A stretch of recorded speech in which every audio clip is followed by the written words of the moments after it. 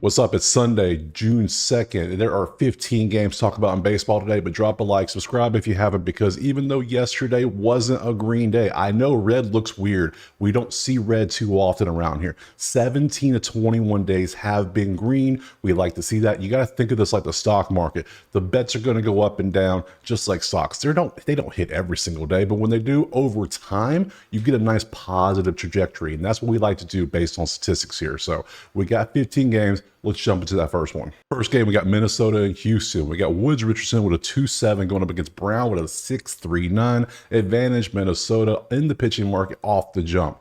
Looking at the betting markets, we see that Houston's a 145 favorite. Money line over under 8.5 with a little bit of juice on the under. Looking at the data now, 53% nervy, nothing really to talk about there. Minnesota is doing better when it comes to runs a game. They're getting 5 runs a game in the past few games. Houston's struggling, only 24th at 3.3. However, Houston's batting better. They're getting 253 as their batting average versus Minnesota, who's right at 200. That's not good. We have advantage Houston there. Both teams, they don't strike out. You can see clearly here, both teams just don't strike out much. So there's no real advantage there. Houston's better with the bats.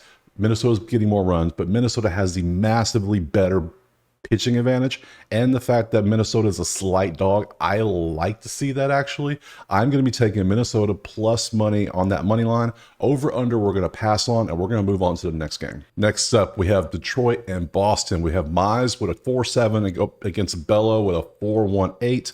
No real advantage on the pitching side. Looking at the betting numbers, we see that the Red Sox are minus 150, over under 8.5 with some juice on that over. Looking at the data in this one, Nerfy 38%, not looking at that. Both teams right around the 20 mark when it comes to runs, 3-7-4-3. That doesn't look good for an over. Batting average 22nd and 16th, slight advantage Boston, 247, 214. They both strike out a good bit right now. They're 25th and 23rd for about 10 a game each right now. Looking back at the numbers here, we see neither pitcher's really a strikeout pitcher, so we're not going to look at a strikeout prop. I don't like a side in this one. No real clear advantage on the numbers. So overall, with everything said, this game is just going to be a pass. Next game. All right, next up, we got Oakland and Atlanta. We got Medina, who has absolutely no stats on score app, and Morton, who is a 4.29 with a 1.32 whip. Advantage is going to be most likely Atlanta on the pitching side because we don't know anything from Medina, and we tend to fade pitchers making their first start of the year pitching. Looking at the betting markets, we see that the Braves aren't 325 today, are they? No, they're not. They're 260. And that's still crazy based on the numbers. I told you yesterday, I feel bad for anybody who took Atlanta yesterday when I said the numbers, the stats do not make sense. This game's a pick 'em at best, and it was, and Oakland won that one. Oh, Vegas made some money on that game. Over under 8.5 with some juice on the over. Looking at the data, we see 46-ish% nervy. That's nothing to talk about there. Runs a game, Oakland's at 6 runs a game for 6 best, 16th for Atlanta at 4.7, so we have advantage Oakland. Batting average, Oakland has the advantage, 280 to 245, and Oakland's going to strike out everything. This is what they do. It's 11 strikeouts a game. Atlanta's only at 6 for 4th. So looking back at the pitching matchup here, we see that Morton he's getting about 1 strikeout an inning. I need more than that to be considered a strikeout pitcher. We might look at his K props just to see if they're low enough. I might take it. But other than that, if it's something kind of high, I'm going to pass. I need to look at those. Medina, we're going to fade him. We are going to pass on the over under because the stats are telling us that Oakland has the advantage here. But the only thing is Oakland has a pitcher with no data. So I'm not taking someone who I don't know anything about. However, I will fade somebody I know nothing about, and we know Morton has 4.29, so we are going to be taking this over under of 8.5. We'll take that, look at Morton's props on Ks, and move on to the next game. Next up, we got Tampa Bay and Baltimore. We got Lotto with a 3.47 against Irving with a 2.84. Betting markets have the Orioles at minus 145, over under 8.5 with some heavy juice on the over. Looking at the data, we see 47% nerfy. That's a pass. Baltimore has the clear advantage on the numbers, as you can see. They're getting more runs per game, 4 to 6. They're getting more batting average, batting 278 versus 200 for Tampa Bay. Clear advantage of both those categories, and they're even doing better when it comes to strikeouts. Tampa Bay is the worst in the majors at 11.3. Meanwhile, Baltimore is only 6.7. So overall, Baltimore money line is going to be on the menu today for this one. Baltimore run line might also be on the menu because we also have the pitching matchup in this game too. We see that Irving has better ERA, a better whip. We like to see that. Overall, Baltimore across the board clears all the stats and the pitching matchup. The four things I like, Baltimore money line for sure. We're going to pass on this over under because I don't like these numbers. And we're going to pass, even though Tampa Bay's striking out like crazy. You can see Irving's really not a strikeout pitcher, so I'm not going to look at his props. Even though Tampa Bay's swinging the worst in the majors, Irving 36 Ks over 50 innings is not going to do it for me. So all we're going to do is take Baltimore money line. Look at Baltimore run line. I got to see what the juice is on that. And we'll move on to the next game. Next up, we got Pittsburgh and Toronto. We got Prisa with a 4.3 and Bassett with a 4.03. Betting markets have Toronto at a -165. Over under 8.5 with some juice on the under. Looking at the data, we see 65% Nerfy. Too many, and I'm just not liking it. So we're going to pass on that Nerfy. Looking at the numbers, Pittsburgh is on fire. 7 runs a game for second best in the past 3 games. Toronto fell off a cliff. Look at that trend line. That trend line is going down. They only getting 3 runs per 25th. They just fell off quick. Normally you trend down. They just fell off a cliff. Batting average is 256 to 174. Toronto is last in the majors in the past 3 games batting average. That is crazy. And strikeout wise, they're 18th and 25th, 9 and 10.3. Nothing really to write home there because looking back at the pitching matchup, neither pitcher is really a massive strikeout pitcher. So we're going to pass on a K prop. Looking at the side, the data says take Pittsburgh. I know they're an underdog, but the data is saying Pittsburgh's on fire. They're batting better, and Toronto can't buy runs or hits right now. So we're going to take Pittsburgh on the money line. Also, the over 8.5 is in play in this one, mainly because of the pitching matchup. We have Pittsburgh's on fire with their bats. Toronto is struggling, but the fact is only 8.5, and we have 2 pitchers that not only have 4 ERAs, they have terrible whips on top of that. So people are going to be on base in this game. If we can get 2 runs out of Toronto and 6 out of Pittsburgh, 6, 7, 5, I'm sure somebody can get there. So we're going to take the over 8.5 in this one as well, because we are getting a little bit of that plus juice. We are going to take Pittsburgh on the money line. We're going to pass everything else and move on to the next game. Next up, we got Arizona and the New York Mets. We got Fat with a 4.16 against Quintana with a 5.06. Betting markets are currently showing pretty much a pick 'em. Diamondback slight favorite. Total 7.5 with some heavy juice on the over. Looking at the data, we see 62% Nervy, not good enough to mess with. Stats wise, both teams top 6 in runs. 6.0 runs for New York, 7.0 for Arizona. That's 13 runs combined. So the over is definitely going to be in play, especially when it's only 7.5. I like that. Looking at the batting averages, 233 for Arizona, 327 for New York. New York is still on fire when it comes to batting, and strikeouts wise, New York's just not striking out. 5.7 versus 10 for Arizona. This game, the numbers are pretty close on a lot of things. That's why the money line is that close. The only real key difference here is New York has a better batting average, but outside of that, the pitching matchups are pretty bad. These are 2 pretty awful pitchers. So all we're going to look at today is that over of 7.5. See if we can get some better juice than 130. We're going to pass on any K props. We're going to pass on Murphy, just the over, and move on to the next game. Next up, we got Texas and Miami. We got Haney with a 4.47 and Rogers with a 5.65. Again, another terrible pitching matchup. Looking at the betting markets, we see Rangers -135 with an over-under of 8.5 with some juice on the under of all things. Looking at the data, though, we see a Nervy about 47, so we're not talking Nervy here. Both teams 5 and 5.7 runs a game in the past 3. That's really good for an over. They're both top 8 batting averages, 276 for Texas, 318 for Miami. We're going to be taking the over in this one. Strikeouts wise, they're tied at 11th at 7.3. Back to the pitching matchup here, we see, like I said, both the pitching matchup is terrible. 4 and 5 with a 1.3 and a 1.76 whip. I see why they're both 1 and 6. They're both terrible. So we're going to be taking this over under 8.5 for sure. Sidewise, both offenses are doing pretty good. They're both batting well. They're getting runs. They're tied in strikeouts and 2 awful pitchers. I don't want to take a side. I'm not taking a strikeout prop. We're just going to take the over, sit back and enjoy this whole bunch of runs that come in this game. So over, next game. Next up, we got Washington and Cleveland. We got Irvin with a 3.43 against Carrasco with a 5.16. Slight matchup advantage for Washington when it comes to pitching. Looking at the betting, we see that Cleveland's a -150. Over-under is 8.5 with some juice on the under. Stats-wise, 59% Nerfy, not what we're talking about. But you can see here, Cleveland has fallen off a cliff. They went from first in runs a game all the way to 16th, middle of the pack. 4.7. So you can see how teams go up and down. This is baseball. This is what they do. That's why we look at trends here. Looking, Washington is only getting 2 runs a game for 29th best. So we have still an advantage for Cleveland in this one. Batting averages, Washington is batting 189. Terrible. 28th. Cleveland is batting 232, which is 21st. So we got 2 teams, one more than the other, struggling to hit the ball, much less score runs. Strikeouts wise, 8th and 18th, 7th and 9th over on strikeouts. Nothing, no real advantage on that one. Back to the actual pitching matchup. Cleveland pitcher is technically worse, yes, by a good bit based on the ERA and the whip. The numbers, I'm not going to bet 150 with a guy who has a 5.16 with a 1.46 whip. I can't do it. Nobody. Who's going to bet this? This is one of those money lines that could easily lose just because the pitcher's so awful.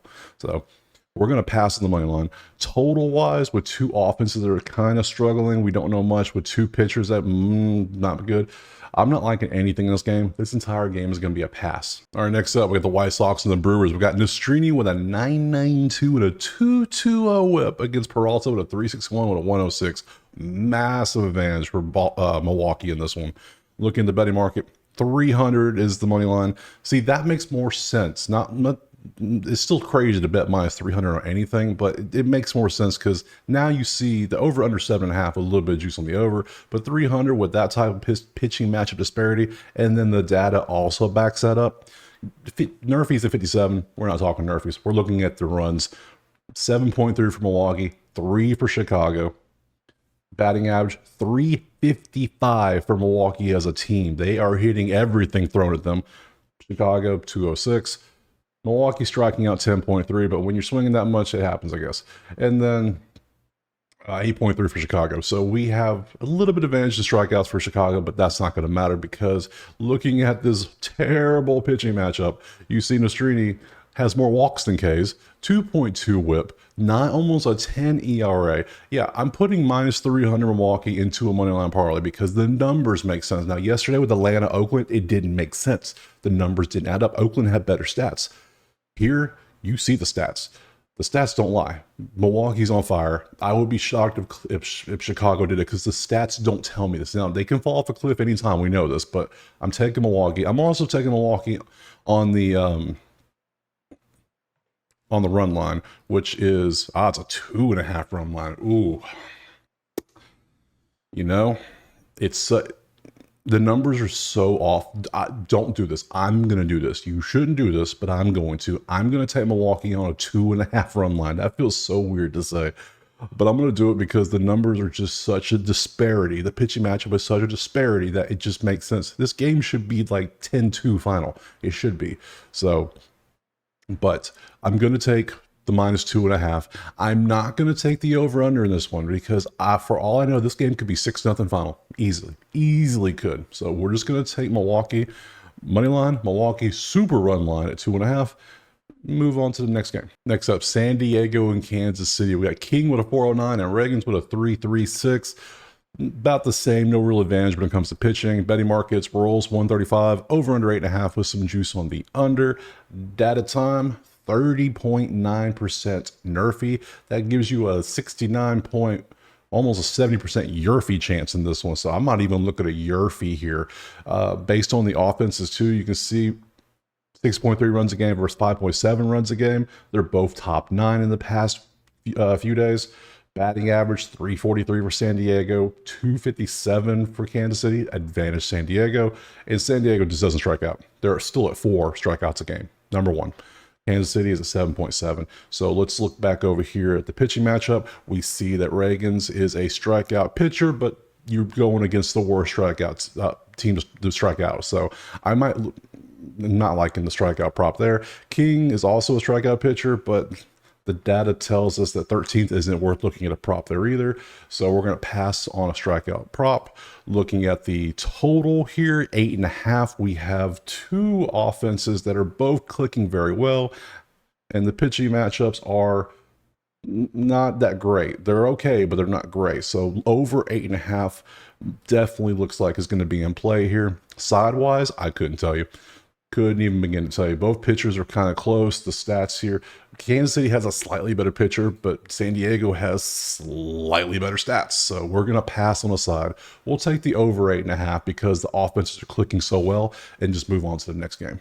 Next up, Cincinnati and Chicago Cubs. We got Lodolo with a 3-1-2 against Brown with a 2-7-2. Betting market, Cubs minus 125, over under 7.5 with some heavy juice on the under. Mainly because the pitching matchup is pretty beasty. I like to see that. Data-wise, 55% nerfy, not what we're talking about. Cincinnati, 4.3 runs. Chicago, 5-point runs. Both middle 10 grouping. Stats-wise, batting average-wise, 260 for Cincy, 237 for Chicago. Nothing, no real advantages there. They're both kind of cancel each other out. Strikeout-wise, Chicago is striking out 6.7, which is 6th best. Meanwhile, Cincy is 9.3 for 21st. The only thing I'm liking in this game, we go back to this, I don't like a side. They both have good pitching, and the numbers are about the same, so they're too equal to really tell. So I'm going to pass on a side. We got two really good pitchers and two middle-of-the-road offenses, but not bad offenses, so we're not taking it under, especially under minus 135. That's crazy. We're not going to take it over. It doesn't make sense with two good pitchers. So we're going to pass on the total. I am, however, going to come over here and look at the K prop for Ben Brown. He is a strikeout dude, and we saw Cincinnati is striking out 9.3 times a game for 21st. So we're going to look at his K prop. If it's low enough, we will take it. If not, we'll pass on it. That's what you do. So that's the only thing we're going to look at this game, and we'll move on to the next one. All right, next up, we got the Yankees and the Giants. We got Cortez with a 3-3 against Snell with a 10-4-2. Ooh. I mean, obviously, the pitching matchup's clear for New York because Snell just cannot figure it out this year.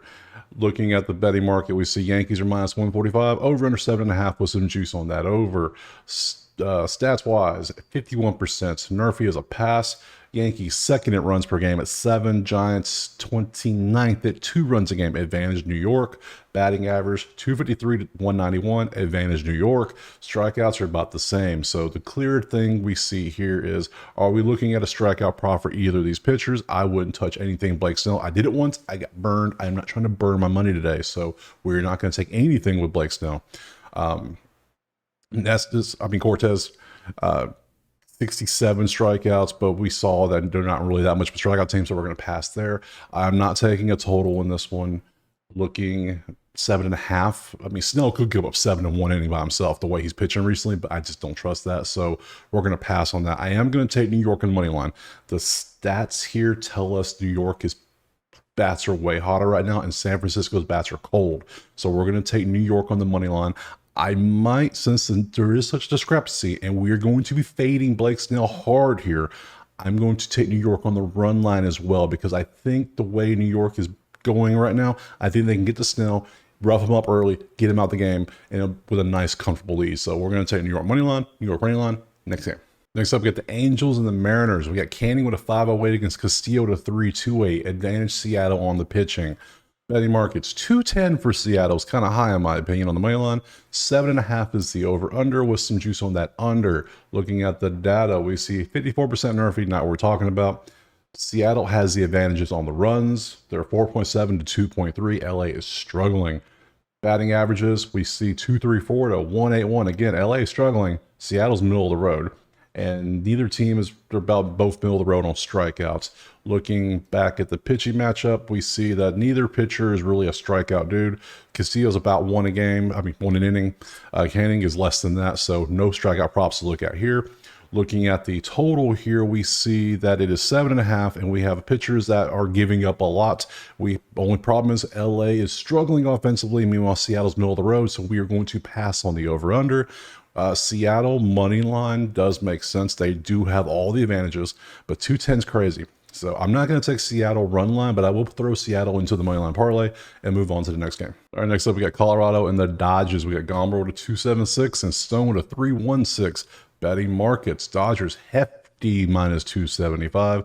8.5 is the total with a little bit of juice on the under. Looking at the data, we're seeing a 43% nerfy, which is not worth talking about.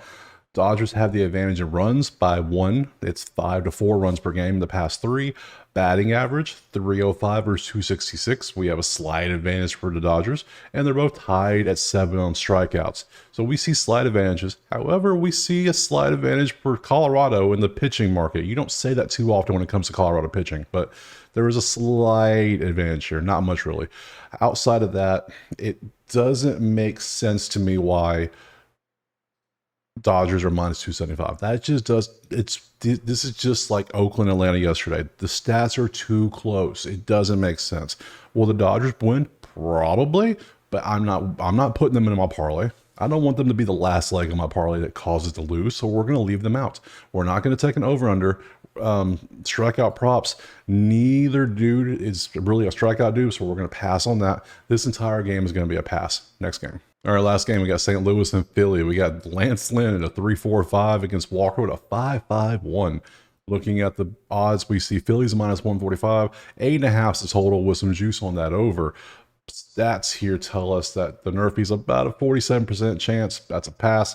Stats show that Philly has an advantage in runs per game, 5.3 to 2.7 recently. Advantage Philly all day. Batting average 275 to 204, advantage Philly all day. And they're both striking out 9.7 and 10.7, slight advantage to St. Louis. The stats point to Philly. The pitching matchup points to St. Louis. But if you want to throw your hard-earned money on Lance Lynn coming through in the clutch in prime time Sunday night baseball, by all means, you do you, boo-boo, because I ain't doing it. So I can't. Lance Lynn's on that list of like 3 or 4 dudes that I just refuse to throw money on. Can't do it. So we're going to pass on the money line because the numbers say Philly, but Walker, look at them numbers. Look at it. 5.51 and a 1.59. I can't do that. I can't back that. No, we're going to pass there. Over, under. We have Philly middle of the road offensively. St. Louis bottom 3. They're struggling. So we can't take an over and we can't take an under. So this entire game is just going to be a pass. That's it. All 15 games broken down. Don't forget to subscribe if you haven't done so already. And we will see you tomorrow. Peace.